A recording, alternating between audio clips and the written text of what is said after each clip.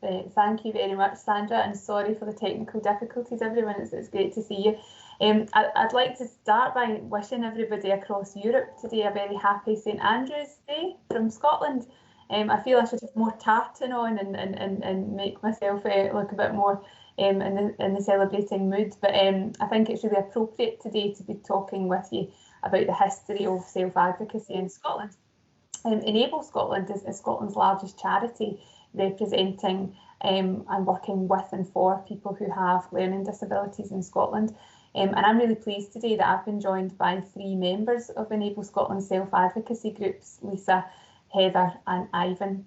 And with their agreement, they're happy for me to tell you a wee bit about Enable and how we work together, and then you'll hear more about them later in our ACE networks. But in essence, we have a network of 12,000 members and supporters right across Scotland.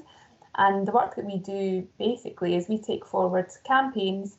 Jan, sorry, can you speak a little bit slower, please? We also need people to be translating to other languages. So if you can take a little bit more time with that, thank you.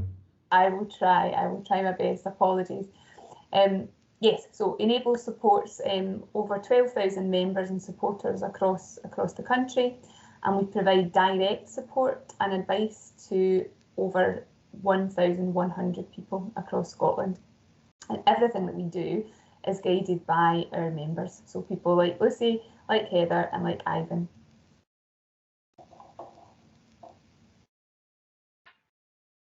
Thank you. So has self-advocacy always been central to what Enable Scotland does? It has indeed. So when Enable Scotland was first started way back in 1954, it's nearly 70 years ago now, its members were parents and families of people who had a learning disability. And over the years, those families campaigned for better access to human rights for their children. And as that was successful, those children became young adults and adults who had their own voices. And so Enable then changed to be more focused on self-advocacy, and as well as supporting families, being equally focused on empowering the voices of people with learning disabilities themselves. And in the late 1980s, a lot of members of Enable Scotland, including Andrew Doyle, who some of you might know, who was supported by a man called Jack Collett, they pressed for Enable Scotland to make sure that the voices of people who have a learning disability were at the centre of everything that the charity does. And so as a result of that, our ACE network was born in the 1980s, and then we connected with like-minded activists right across Europe and helped to set up Inclusion Europe in 1988. Thank you. I just want to ask people if it's okay for the translations, or if you need us to go even slower. Okay, so I think it's okay. So can you tell us more about ACE? Yeah, so ACE stands for the Advisory Committee of Enable Scotland, but it also stands for Active Communities of Empowered People Who Have a Learning Disability. And before the pandemic, there were 33 ACE groups meeting right across Scotland, and that number had actually grown by 50% over the previous 6 years. So it's a growing movement in lots of groups across the country. As you've heard from Sebastian and from others this morning, COVID had an impact, and so when we were forced into lockdown in Scotland, all of our ACE meetings moved online. And so far we've delivered over 582 ACE Connect sessions. And really the purpose of those sessions changed a wee bit to keep people connected, to look after people's well-being, but to make sure that we understood and talked about the real challenges being faced by people with learning disabilities in community. But I think to help you get a flavour for what ACE is and how ACE works and how ACE feels, I think we're better now handing over to a video that's been made by members of ACE rather than me telling you about that. So I think you've got that, Sandra, if you're happy then to press play, and we'll come back. Yes, I think that Milan will share with us the video, hopefully.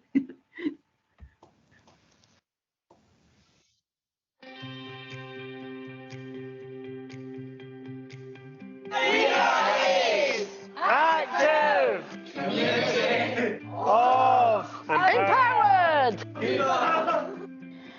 As ACE, we challenge barriers to an equal society for every person who has a learning disability. So we deal with both local and national issues and give people with learning difficulties a voice. Everybody's treated equally, and that's what makes me so happy to be part of ACE and National ACE. ACE has been a part of the Enable family for 25 years. There are 26 ACE groups in the communities across Scotland and growing. What ACE has done for me is given me a lot of opportunities. If you go with a sad face, you come out with a smile. We all get on really well. We're like one big happy family, really.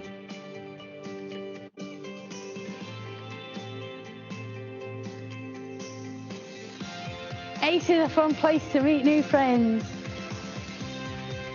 I was quite shy before I joined. ACE made me feel confident. We see each other every month and we are there for each other. Lost my mum in February, and if it wasn't for Enable, I would have been down, and it's pushed me forward because I've got loads of good friends round about me. ACE empowers people who have learning disabilities to have a local and national voice. We also have challenges. We've got to challenge things that if we don't think it's right. People look down on you when you have a learning disability. Being part of ACE makes me feel proud. ACE is amazing because my voice heard.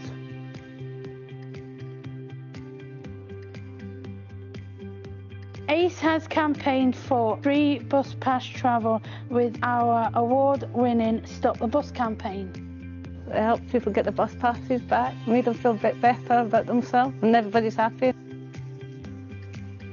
ACE is challenging bullying and asking our communities to be the change and be a friend to people who have learning disabilities. Make it better for the people in the future. It made me feel my life was worth me living and being here because working together is better.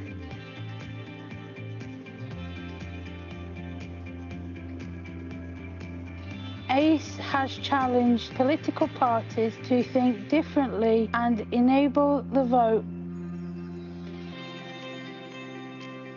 I'm proud of speaking in Parliament about bullying campaigns that we've run and also education campaigns. I was the chairperson of National ACE, but now I'm the convener of the Scottish Council, which is the first person with a learning disability to be on, which I think is great.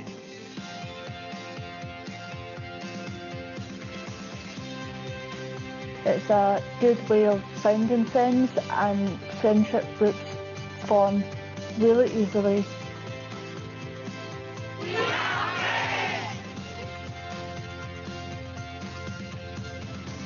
Everyone is welcome at ACE. Find a group near you.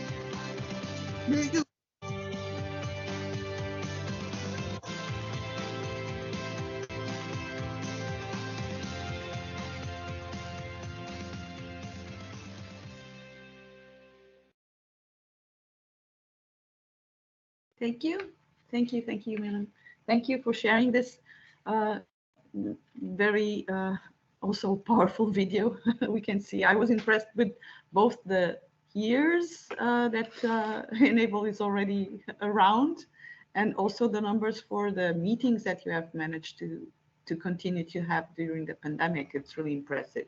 So, Jen, you have said that ACE is part of Enable Scotland, and then Enable Scotland is itself part of the Enable group. So, are there any challenges with supporting self-advocacy within a larger mother organization, let's say? So we would say no. The fact that Enable Scotland's values have always been guided and developed by people with learning disabilities, that has helped Enable Scotland as it grows to be rooted in those values and have people at our very heart. As a charity, we are led by our members, and it's written into the rule book for the charity that we have to elect representatives onto Scottish Council which is the group of members that you heard about there, and Ivan Cohen is the convener of that group. And just last Friday, in fact, we held our annual general meeting, which all charities have to have, where we report on our accounts and we report on our performance. And now Scottish Council also delivers a presentation at that meeting where we talk about all the challenges of COVID-19 and all of the achievements of our members. That report in particular now is probably one of the biggest highlights of our AGM. And from Scottish Council, we have 2 representatives that join the board of Enable Scotland. So it's part of the governance of our very charity. So we think there's absolutely no tension between self-advocacy and also being part of a bigger charity, because it's just written into our DNA. Okay, oh, that's great. So what would be your advice to other organizations that would want to make sure that the principle of self-advocacy really works in practice? I think we would all agree at Enable that it's an easy thing to say you want to do as an organisation. It's a difficult thing to get it right. And so I think the first priority for any organisation who wants to do this is you really need to be serious about it, and you need to commit to it as an organisation. You can't just be tokenistic and organise groups. You have to really be prepared to listen. You also have to be prepared to learn. And there are other organisations out there and other groups that do this really well, and from time to time will do that better than you might or others might, and that's okay, that's good, so learn from them. At Enable Scotland, even though we've been having ACE groups now for over 25 years, Charlotte and her team recently reached out to another organisation called the National Involvement Network, and that's a group that brings together standards for self-advocacy for lots of different organisations working throughout Scotland. And so we've decided to join with them and learn with them, and hopefully we'll share some of our learning with them also. And we think also being part of Inclusion Europe and having conversations like this is another great way to just bring out learning about what's working for self-advocates in other countries, and to bring that back into our own campaigning too. But I'm sure that there are probably challenges in supporting self-advocacy groups within a larger organization. Can you tell us a little bit about those? I think one of the biggest challenges for me is, and the team is director responsible for making it happen, is funding. And sometimes we find that large government funds don't see support for self-advocacy as a high priority project to give money to. They might think that other people need money more urgently, or give money to organisations that speak on behalf of people who have a learning disability, and maybe sometimes they don't focus on organisations that focus on enabling voices and self-advocacy. Oh, you were going to chip in. Oh, sorry, Lisa. Oh, sorry. Yes, you will. Oh, sorry. I'll come to you in a wee second, don't worry. I mute still and I was texting. That's okay, don't worry. So for us, funding can be a challenge, but we've turned that into an opportunity for our ACE members, and lots of our ACE members now do an amazing job of fundraising themselves for ACE. I think the other challenge can be that not just me, but all of my colleagues in the directors team, we all have to be ready to be challenged and to be contradicted by our members. So you really need to be prepared to listen to what people say, and you might think that you're doing a great job and your plans might have come from a really good place, but you've then got to be prepared to listen to what people are telling you about how that's making them feel or what difference it's having. And if it's not having the difference you intend it to, then you have to be prepared to change things, and you have to really be prepared to listen. And that's not always easy for people. So I think they're probably the two biggest challenges is fundraising to make sure we can keep delivering groups, and then being prepared and ready to not just listen, but to really act on the feedback you then get. Yes, and what would you say has been the impact of Enable's ACE model on the organization and also on the self-advocates themselves? Excellent. I think on the organisation, we've really, the voices of our members have helped us make some really key decisions about how we grow. They've helped us to make some really key decisions about things we will not do. So we will never get involved in large-scale institutions, and we will never deliver care homes for people who have a learning disability, and we will never deliver day services, for example. And other organisations do those things, and other organisations raise money from those things, but that's not something that Enable will do. And in terms of the individuals, and you've seen some of the individuals in the video, and some are on the call today, but I think just the growth in skills and confidence and leadership has been fantastic to see. And I've had the privilege of working alongside some of our members now for 9 years. And really, I would say it's not just confidence now, these are individuals who are leaders in their own field. And I'm very, very excited to see what's next for them. Yes. So what would you say have been the major success for self-advocates supported by Enable Scotland? You already referred the empowerment and being leaders and so on, but what else? So some fantastic things, and probably too many to mention in one call. I think one of the most significant this year around COVID-19 was an evidence-driven campaign to move every single person in Scotland who had a learning disability up the priority list to get access to the COVID-19 vaccination first. Now, that campaign probably has saved lives. And if it wasn't for members of Enable Scotland speaking up for their rights and being outraged at the fact that they were not on that priority list, that just would not have happened. So that's really significant. I think some of the other things we're proud of is encouraging people to participate in elections. So the democratic right to participate in elections is really important to every person, every human being. But as we all know, can be really difficult for people with learning disabilities to access. And our Enable the Vote campaign has won awards. I think the Zero Project Awards in 2018 is a good example. But more importantly than awards, it increased the number of people with learning disabilities in Scotland who actually took forward the right to participate in an election. And usually about 30% of people with a learning disability vote.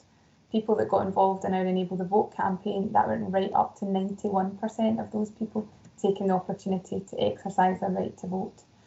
So really, really huge achievements. As I say, far too many to mention. But internally, I can't overestimate the impact that our members have had on the shape of Enable Scotland and the shape of Enable Group. And through shaping human rights-driven, self-directed social care, the Enable Scotland Group is now the second largest provider of social care in the whole of Scotland. And so our members are actually having a big impact on other people's rights to access good quality care and support in that way. Okay, so thank you.